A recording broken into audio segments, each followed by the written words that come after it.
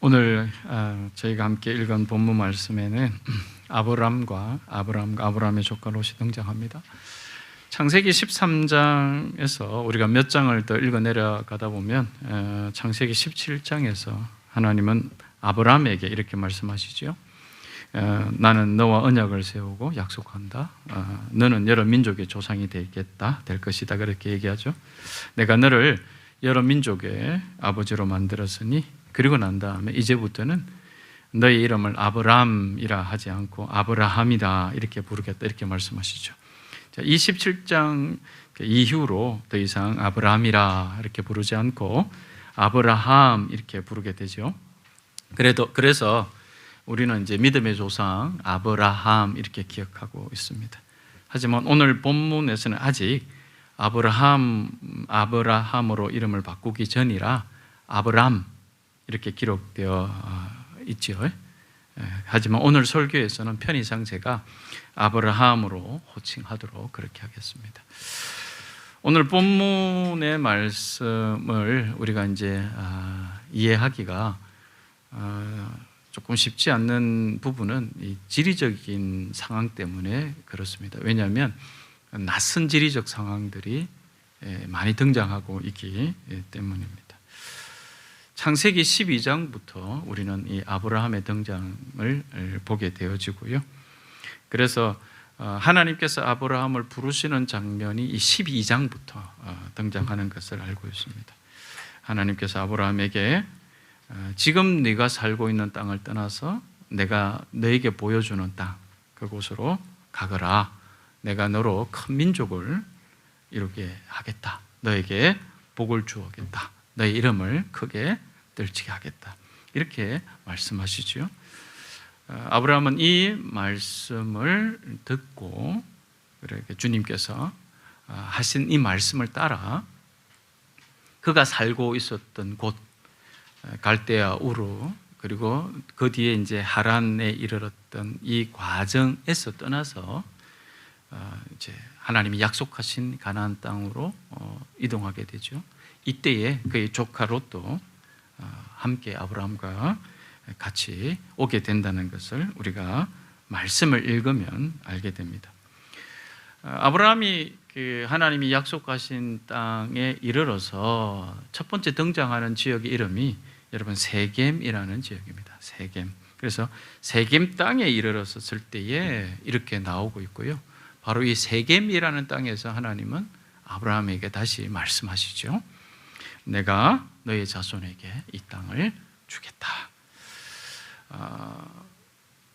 내가 너의 자손에게 이 땅을 주겠다 하신 바로 이 약속의 말씀이 우리가 계속해서 모세와 또 여호수아 이스라엘 백성들을 통해서 우리 하나님이 우리에게, 우리 조상에게 약속하신 그 땅, 바로 이러한 시작이 바로 이 세겜에서 내가 너희 자손에게 주겠다 하신 이 말씀부터 시작을 하고 있다, 이렇게 이해할 수 있겠습니다. 아브라함은 이 약속의 말씀을 듣고 자신에게 나타나셔서 말씀하신 하나님을 거기에서 제단을 쌓고 자신에게 나타나신 하나님, 그 하나님에게 제단을 쌓고 그리고 예배를 드리게 되지요. 자, 그리고 난 다음에 아브라함은 이 지역을 떠나서 베델 동쪽에 있는 산간지방 이렇게 나와 있는데 그 뒤편에 보면 이것이 바로 이제 베델과 아이 사이에 있는 산간지방, 이렇게 똑같이 이해하셔도 될 것 같아요. 그러니까 그 산간지방으로 옮겨서 장막을 치고 거기서도 제단을 쌓아 주님의 이름을 부르며 예배를 드리고 또 거기서 또 길을 떠나서 남쪽으로 내려가서 네겝이라는 지역에 이르게 됩니다. 이 네겝이라는 지역에서 아브라함은 가뭄을 만나게 되고 그곳에서 가뭄을 피해서 이집트로 내려가게 되겠죠.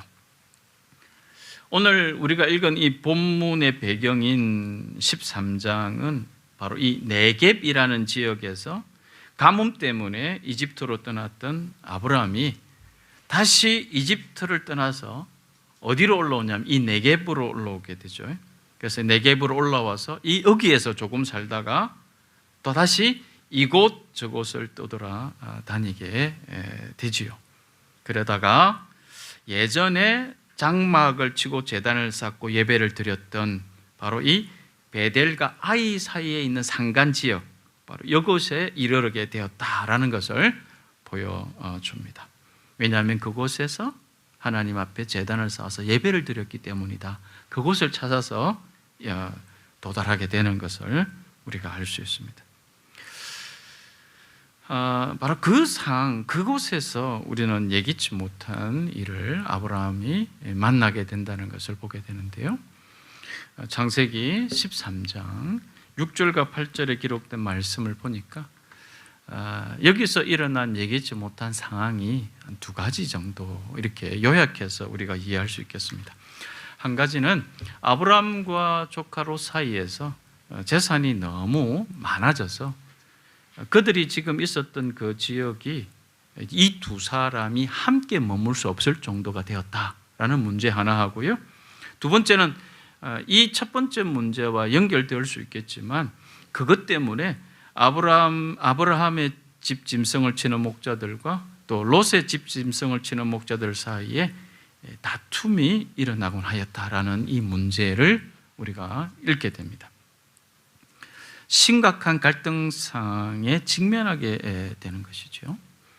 너무 가진 것이 없어서가 아니라 오히려 가진 것이 너무 많아서, 제가 여기서는 하나님의 복주심으로 이렇게 해석할 수도 있는, 너무 가진 것이 너무 많아서 하나님이 주신 그런 복 때문에 갈등 상황이 일어날 수도 있겠구나 라는 이런 해석을 할 수 있는 그런 상황이 일어나게 된 거죠. 아브라함에게는 당시 이제 그 지역에 가나안 사람들과 브리스 사람들도 있었다 이렇게 기록되어 있는 것을 보면 다른 이웃 민족들과의 갈등도 아니고 자기의 한 혈육, 한 핏줄, 이 롯과 갈등이 생긴다는 것은 굉장히 예상하지 못했던 상황이지 않았을까 이렇게 생각해 봅니다. 오늘 설교 본문 말씀인 8절부터는 바로 이런 상황에서 아브라함은 어떻게 행동을 하는지, 또 롯은 어떤 행동을 통한 결정을 하고 있는지, 이런 내용들을 기록하고 있습니다. 아브라함은 이런 상황에서, 이런 갈등 상황에서 롯에게 어떻게 얘기하느냐, 나와 너 사이에, 그리고 너의 목자들과 나의 목자들 사이에 어떤 다툼도 있어서는 안 된다. 우리는 한 핏줄이지 않느냐. 그러니 지금 이 상황에서 갈등을 해결할 수 있는 유일한 해결책은 따로 떨어져 있는 것이다. 따로 떨어져 사는 것이다. 이렇게 얘기하면서, 여러분, 내가 연장자니까, 왜냐하면 아브라함이 큰아버지가 되는 거죠. 그죠? 롯이 조카가 되고 하니까 내가 연장자다. 그러니까 내가 먼저 선택한 곳을 피해서 네가 그 다음에 가거라. 뭐 이렇게 제안을 한다든지, 아니면 좀 더 아주 합리적으로 누가 보아도 서로에게 손해되지 않는 공평하고 공정한 기준을 제시한다든지, 뭐 이러지 않는다는 거죠. 오히려 롯에게 이렇게 제안합니다. 롯에게, 조카에게, 내가 왼쪽을 가면 나는 오른쪽 가겠고, 내가 오른쪽 가면 나는 왼쪽으로 가겠다. 이렇게 제안을 하는 거죠. 자, 아브라함이 이렇게 제안한 기준은 내가 원하는 것을 먼저 결정해라. 나는 그 나머지를 선택하겠다. 그래서 조카 롯에게 모든 것을 양보하는 듯한 이러한 내용들을 우리가 만나게 되는 거죠. 이러한 큰아버지인 아브라함의 이 제안에 롯이 어떻게 얘기하냐면, 아닙니다. 제가 어떻게 그렇게 할 수 있겠습니까? 큰아버지께서 먼저 선택하십시오. 그리고 난 다음에 제가 나머지를 선택하겠습니다. 이렇게 말하지 않고 바로 주변을 살펴보면서 그가 지금까지 이렇게 살아왔던 그런 막동으로서의 여러 가지 경험들, 이런 것들을 다 가지고 주변을 살펴보면서 어디를 선택하게 되냐면 물이 넉넉하고 그렇게 돼 있죠. 그래서 마치 주님의 동산 같고 이집트 땅, 물이 넉넉하여 비옥한 이집트 땅과도 같은 바로 그곳을 주목해서 보면서 그 들판을 가지기로 아브라함에게 얘기를 하고 그곳으로 떠나버리는 결정을 하게 되는 거죠. 그리고 난 다음에 아브라함과 롯은 따로 떨어져 살게 된다. 이렇게 성경은 우리들에게 말하고 있습니다. 이러면서 이제 아브라함은 롯이 떠나고 난 다음에 아브라함은 이 성경은 이제 어디를 갔다 이렇게 얘기하지 않고 가나안 땅에 머문다 이렇게 얘기를 하고 있죠. 가나안 땅에 머물고 대신에 롯은 여러 성읍을 돌아다니다가 소돔 가까이에 자리를 잡게 된다. 이러면서 이제 13장이 마무리가 되고 있음을 우리가 알게 됩니다.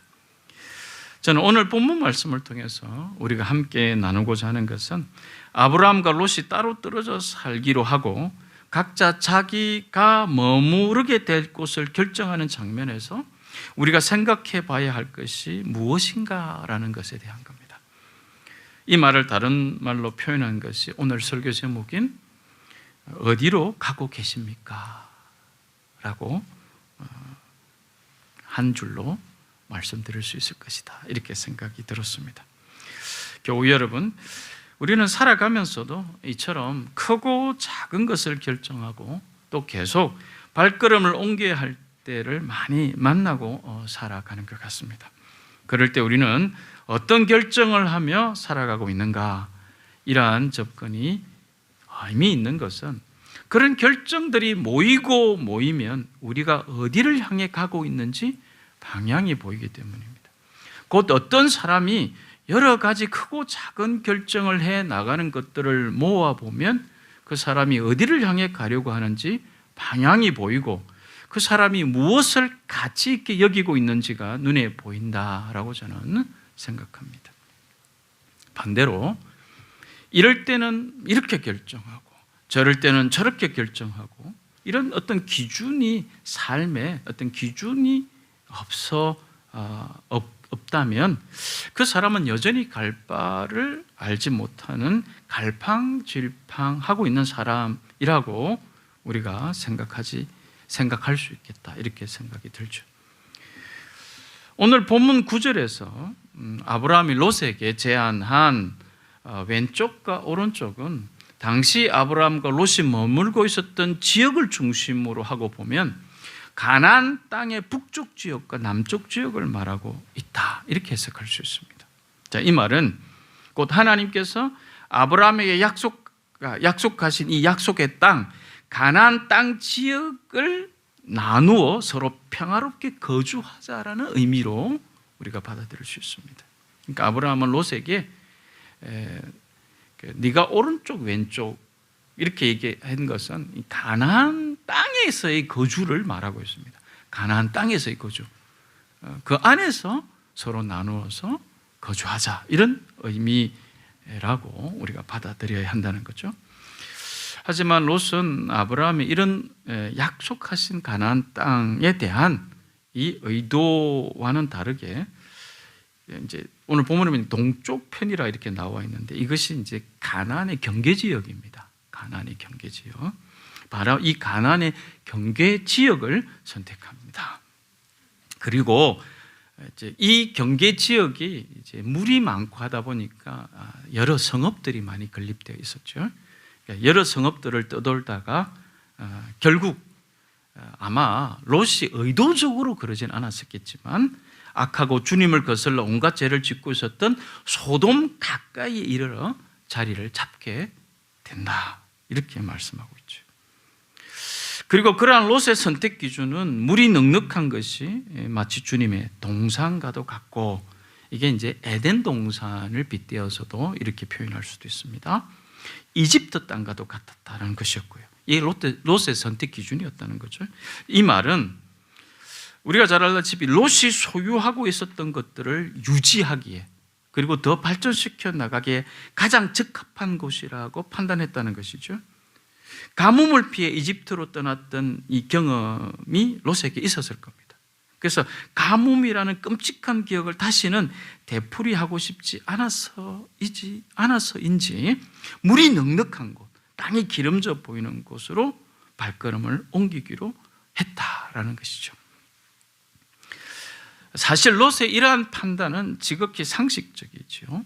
이미 많은 가축을 소유한 롯에게 가축들이 먹을 목초지가 잘 형성된 요단의 들판과 물이 넉넉한 것은 이게 그가 최적의 선택이었다 이렇게 볼 수 있습니다. 이런 이제 롯의 선택 반면에 이제 롯이 이렇게 떠난 후에 사라가 뭐라고 했는지는 기록하지 않습니다.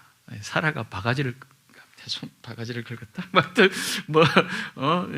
왜냐하면 남아 있는 땅이 상대적으로 굉장히 불리하게 보일 수 있으니까 뭐라고 얘기가 있었는지는 전혀 기록되어 있지 않으니까 우리가 거기까지 나갈 필요는 없겠지요.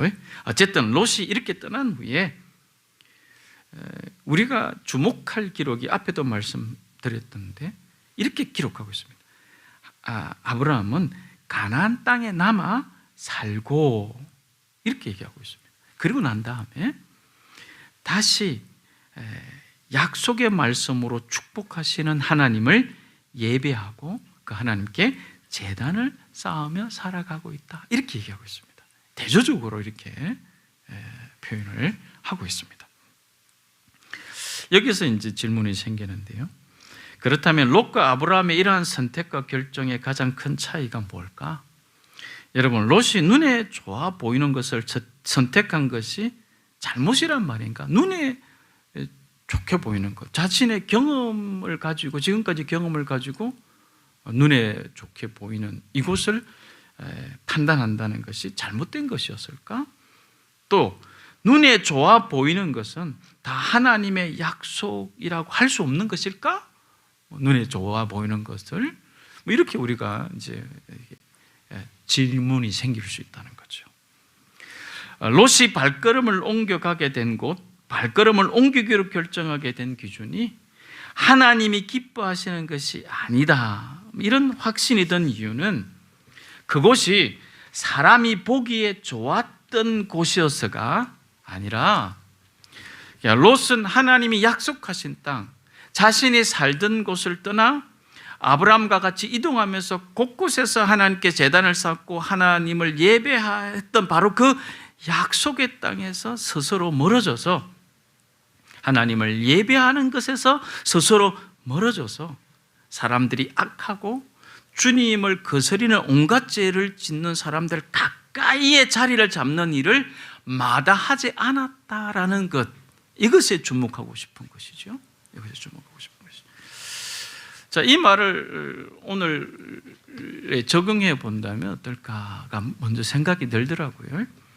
오늘 우리에게 하나님이 약속하신 땅을 멀리하고 주님을 거스리는 사람들 가까이에 자리를 잡고 살아가고 있지 않는가라는 이 질문은 오늘 본문에 등장하는 가나안이라고 하는 어떤 특정한 영역과 장소를 말하는 것은 아니겠죠. 오늘 우리 적용해 본다면 오늘을 살아가는 우리에게 하나님이 약속하신 땅, 가나안 땅이라고 하는 것은 어떤 특정한 장소라기보다는 오늘날은 하나님께서 우리에게 베푸신 은혜, 우리를 구원하신 놀라운 사건으로 이해하는 것이 옳을 것 같습니다.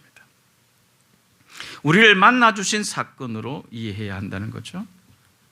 저와 여러분은 허물과 죄로 죽었던 존재, 허물과 죄로 죽은 존재다, 이렇게 성경은 선포하고 있는 거죠. 그러니까 여러분, 우리가 지금 어떤 상태인가에 대해서는 우리의 의견을 묻지 않습니다. 너희가 이런 상태다라고 말씀해 보고 계시는 거죠. 허물과 죄로 죽었다, 그게 대해서 우리의 반응을 기대하지 않습니다. 허물과 죄로 죽었던 우리가 그 다음에 이제 그 남아 있는 것은 뭐냐면 하나님의 진노의 심판이다 이런 거죠. 이 진노의 심판을 기다리며 그래서 영원히 죽음 속에 살아야 되는 저와 여러분들에게 예수 그리스도의 십자가는 우리의 모든 죄를 용서하시는 유일한 하나님의 사건이 되는 거죠. 이것으로 인해서 저와 여러분에게 구원의 은혜를 베푸시고 또 그로 인하여 영생을 소유하며 살아가게 되어지는 놀라운 역사가 일어나게 되었다라는 것을 여러분 기억하셔야 합니다. 그러니까 이것으로 인해서 지금은 하나님의 거룩한 자녀와 백성이 되어 살아가고 있다 이렇게 말씀드린 거죠. 이 놀라운 사건을 통하여 하나님께 또 하나님을 예배하는 것으로부터 멀어지면 안 된다 이런 얘기죠. 그러니까 저는 여기서 나타나는 가나안 땅을 어떤 특정한 지역임에는 분명했지만 오늘의 이 말씀을 적용하고 또 오늘의 이 말씀을 해석해 본다면 우리가 다시 가나안 땅 특정한 지역으로 가야 되는 이런 의미가 아니라는 것이죠. 우리를 구원하신 사건으로 보는 거죠. 우리를 구원하신 사건 안에서 하나님의 약속하신 그 모든 것이 이루어져 가기 때문에 그렇다는 거죠. 그런 의미에서 가나안 땅과 하나님의 구원하신 사건을 같이 대조해서 비교해 볼 수 있다 이렇게 보는 거죠. 그래서 저는 이렇게 다시 질문 드리고 싶습니다. 이렇게 은혜로 구원 얻은 저와 여러분이 지금 가까이 하며 친밀하게 여기며 살아가는 것은 무엇일까? 저와 여러분이 좀 더 가까이 하려고 발부둥치는 것은 무엇인가라는 것이죠. 사랑하는 교우 여러분, 우리가 가까이 하고 가까이 하려고 발부둥하며 애쓰는 것이 나를 구원하여 주시고 자녀 삼으신 주님과 연결되어 있는 것들인가? 하나님의 약속의 말씀과 연결되어 있는 것들인가라는 것이죠.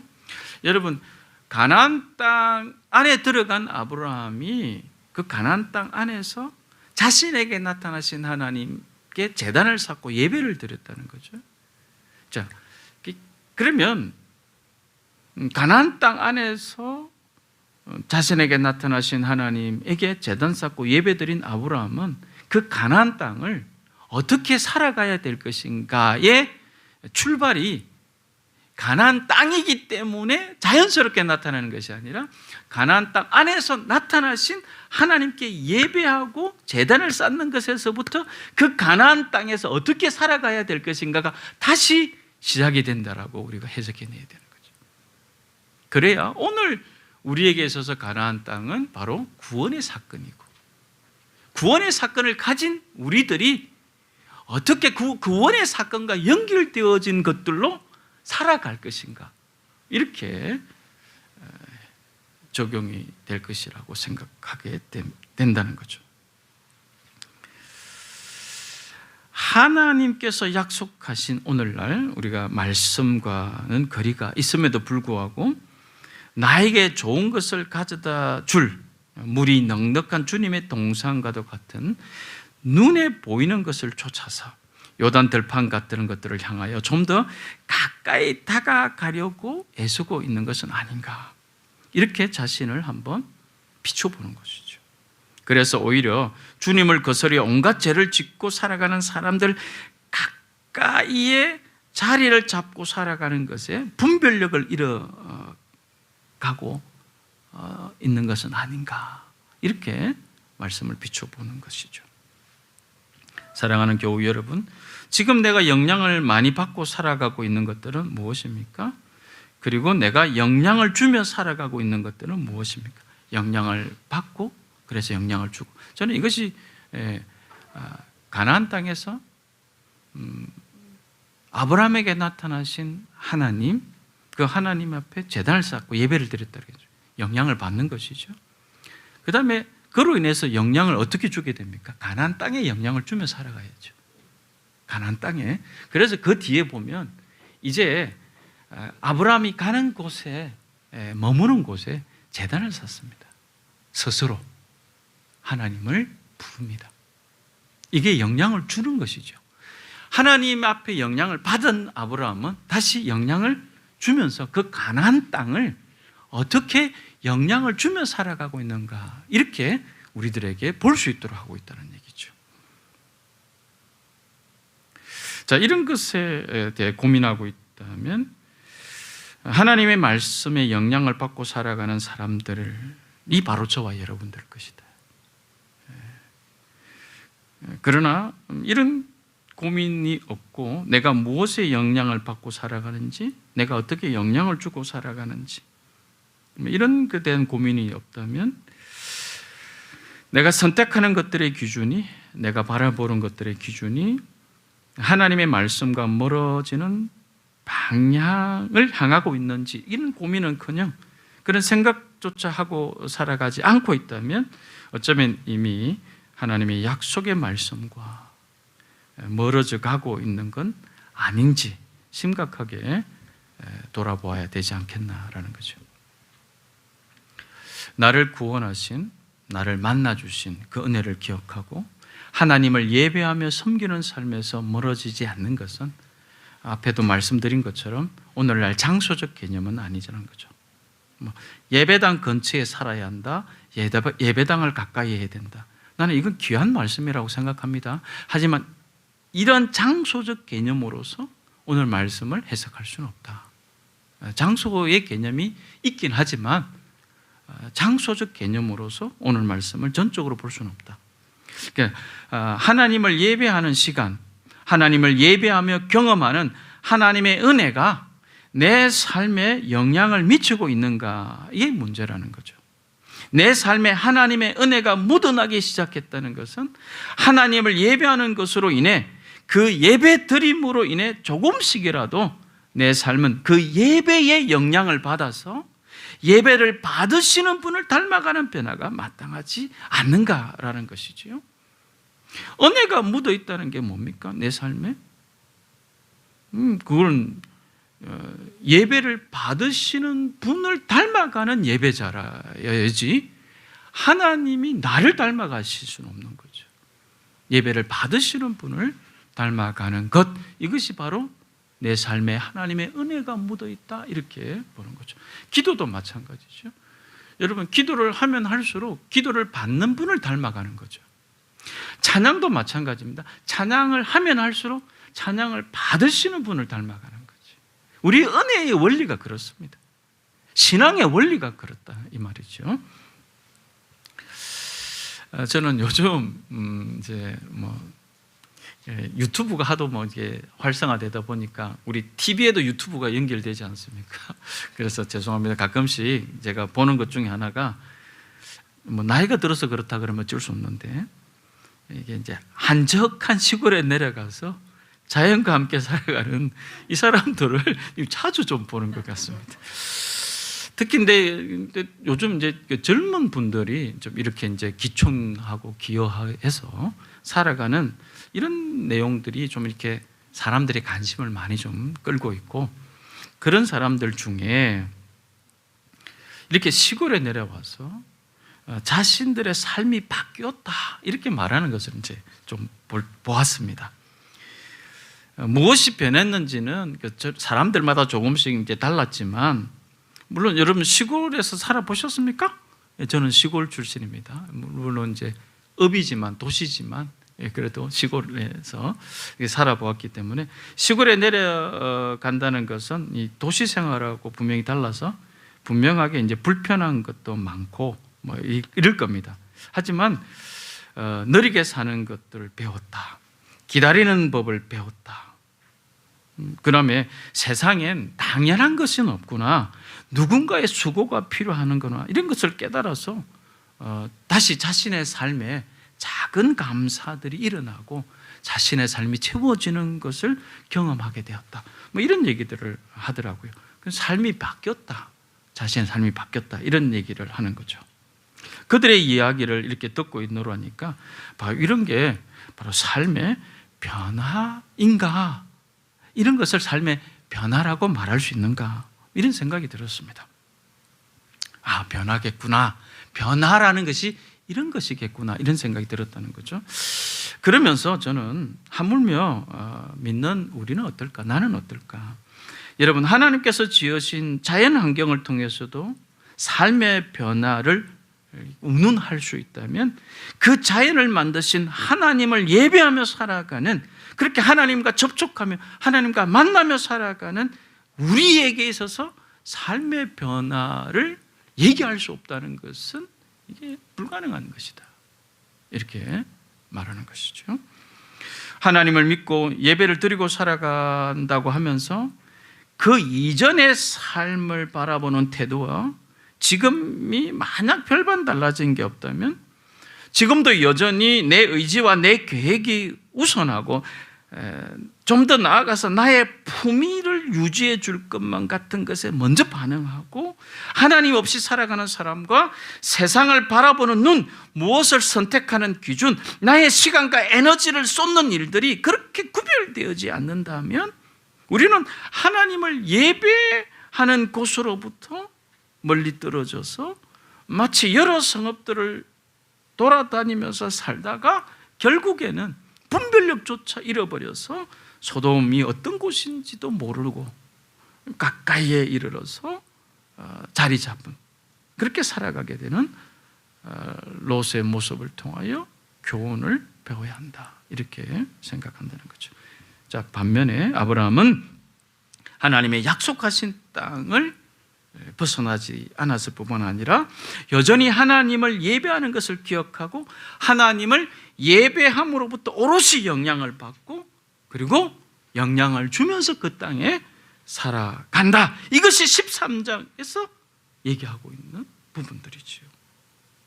그러한 삶에서 우리는 여전히 역사하시는 하나님의 역사하심을 보게 되는 거고, 그러한 성도들에게서부터 하나님의 역사하심이 계속 보여지는 것으로 세상은 증거를 보게 되는 것이다 라고 우리가 말씀드릴 수 있는 것이죠.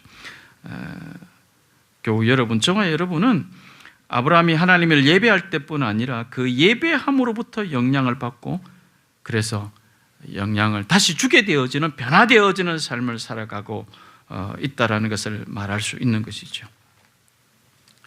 그래서 오늘 읽었던 본문에서 보면 아브라함이 어떻게 그런 이제 변화의 모습을 우리들에게 보여주시는가를 다시 간략하게 한 번 더 얘기해 본다면, 앞에도 잠깐 언급했던 것처럼 이런 아주 심각한 갈등 상황, 그 집안에서 일어난 아주 가장 큰 문제죠.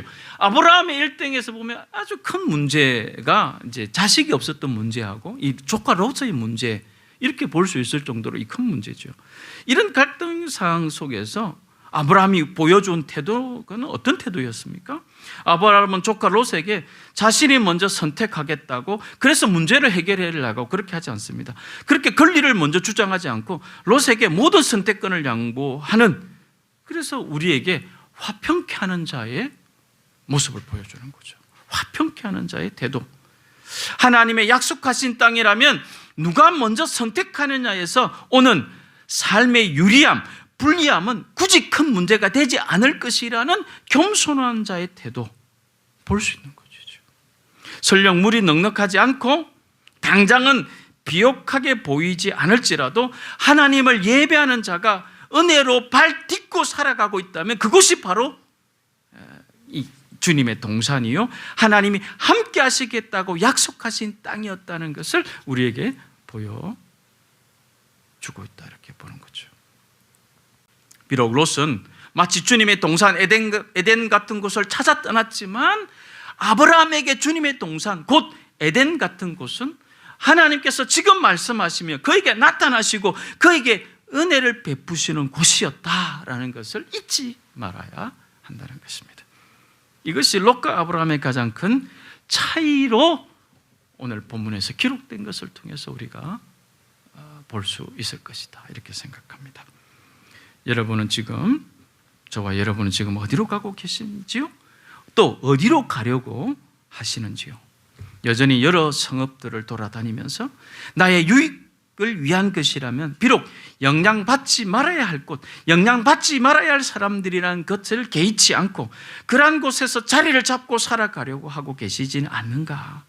아니면 하나님이 말씀하시고 하나님 말씀으로부터 하나님께 예배함으로부터 영향을 받고 또 영향을 받으려고 애쓰고 살아가고 있는가? 어디로 가고 계시는가? 라는 거죠. 얼마 전 이런 내용의 강의를 잠깐 들은 적이 있었습니다. 그 강의의 핵심 주제는 이중 메시지라는 것에 대한 것이었습니다. 자, 이중 메시지라는 것이 언어적 메시지가 있고 또 표정이나 목소리 톤으로 표현되는 비언어적 메시지가 있는데 이 두 가지가 일치하지 않을 때 문제가 일어난다. 이게 이중 메시지라는 것이죠. 예를 들어서 집에 딸이 과일을 하나 깎아 먹고 있는데 그러면서 엄마한테 물어봅니다. 엄마, 이거 좀 드실래요? 엄마가 이렇게 얘기합니다. 아니야, 너 먹어. 엄마는 배불러. 그 말을 듣자마자 딸이 적극적으로 순종하면서 네. 그러면서 이제 혼자 사과를 깎고 그 과일을 이제 깎아 먹고 있다면 엄마가 혼자 사과를 먹고 있는 딸에게 너는 엄마가 배부르다고 그렇게 얘기했다고 먹어보라는 말 한마디 안 하고 혼자 먹냐? 그런다는 거죠. 그러면서 엄마가 안 먹겠다고 해서 그 말을 그대로 믿고 순종했을 뿐인데 본인은 억울해한다는 거죠. 이게 이제 이중 메시지라는 것이죠.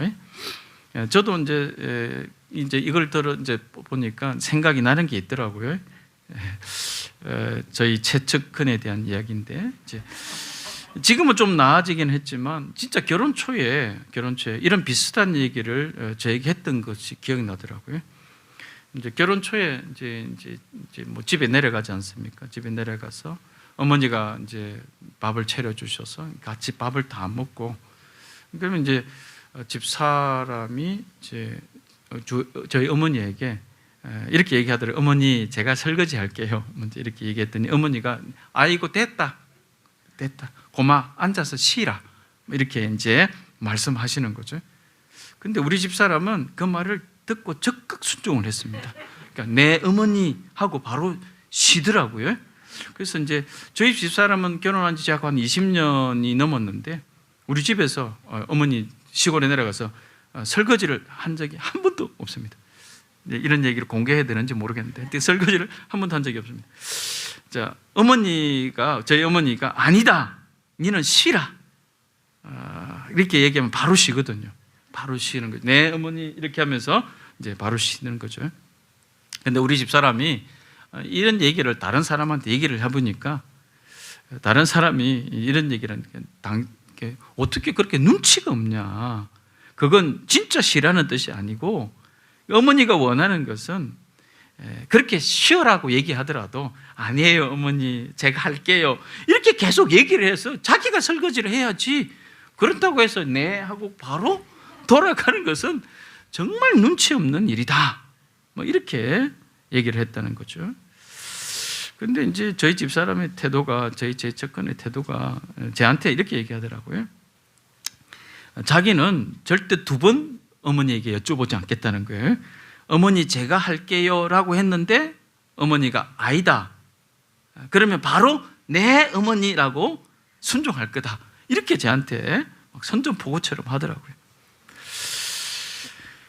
시어머님들이 이제 그러면 안 된다, 어머님들이 바뀌어야 한다, 어머니가 바뀌어야 된다, 이제 어머니의 주장을 좀 더 이렇게 분명하게 얘기하셔야 된다, 신세대처럼 이렇게 이제 집사람이 얘기를 하더라고요.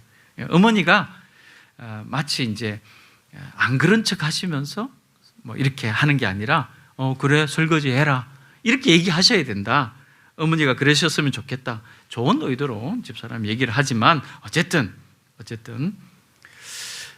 저는 아직까지 저희 어머니가 진짜로 설거지를 시키고 싶지 않아서셔서 그런지, 아니면 설거지를 시키고 싶은데 말을 못해서 그런지, 네, 이거 확인을 못 해봤어요. 확인을 못 해봤는데, 이런 이제 그 이중 메시지, 우리 어머니가 가지고 계신 이중 메시지가 자칫 그 오해를 불러일으킬 수도 있다. 이렇게 우리가 얘기를 들을 수 있는 것이죠. 죄송한 얘기지만 우리 나이가 이제 들면 빨리 죽어야지 이렇게 얘기하지만 영양제 막 챙겨 먹고 막 운동 막 이렇게 하고 이런 부분들도 이중 메시지 같은 것이다라고 이 강사가 얘기를 하더라고요. 그러면 이렇게 이중 메시지가 많이 사용되어지면 이제 주변 사람들과 같이 있는 사람들과 의사소통이나 관계에 어려움을 초래하고 신뢰를 이룰 수 있다. 이런 얘기를 하면서 그 강의가 끝마쳐지는 것을 보았습니다.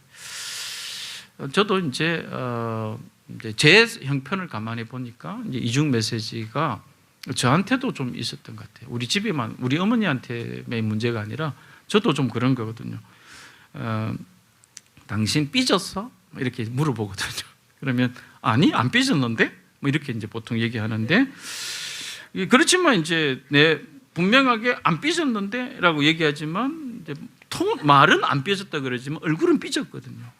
얼굴은 분명히 삐졌고 말은 안 삐졌다고 막 이렇게 얘기를 하는 거죠. 여러분, 이런 상태를 가지고 이렇게 집이 이렇게 나의 메시지를 소통하고 막 이렇게 이럴 수는 없는 거죠. 그러다가 조금 더 건들면 휙 방으로 들어가 버린다든지 이런 사태가 발생할 수 있는 것이 바로 이중 메시지가 계속 허용이 될 때 그런 위험성이라는 거죠. 문제는 이제 저는 이것이 이제 신앙에도 말이죠. 신앙에도 이중 메시지가 계속 허용되게 만들어서는 안 된다라는 것으로 연결되어질 수 있겠다라고 생각해 보는 거죠. 다시 말하면 우리가 이제 입으로 이제 말하는 것에는 굉장하게 순종에 대해서 얘기하고 하나님을 의지하는 것에 대해서도 이렇게 얘기해 보면 말은 이제 청상유수처럼 이렇게 얘기할 때가 말이 좀 그런가 청상유수 하여튼 말이 이게 막 이렇게 얘기하죠. 그런데 비언어적 메시지인 실제 내 행동은 내가 말하는 메시지와는 전혀 다르게 행동하면서 살아갈 때가 많다면 내 신앙은 내가 말하는 신앙은 다른 사람들에게 이중 메시지로 전하게 되는 것일 수 있다. 이렇게 보는 거죠. 그래서 다른 사람들에게 저 사람이 말하는 하나님을 믿는다는 것은 도대체 뭐지? 이렇게 퀘스천을 던질 수 있게 되겠다는 거죠. 이런 생각을 하면서 저 자신을 좀 돌아보게 되는 거죠. 우리가 입으로 고백하는 언어적 신앙 고백과 그 다음에 나의 행동과 태도로 나타나는 비언어적 신앙 고백이 일치되어야 하겠다라는 사실입니다. 비록 아직은 조금 차이가 있다 할지라도 시간이 점점 지나갈수록 일치되어져 가야 하는 것이 마땅하다라고 받아들여야 한다는 거죠.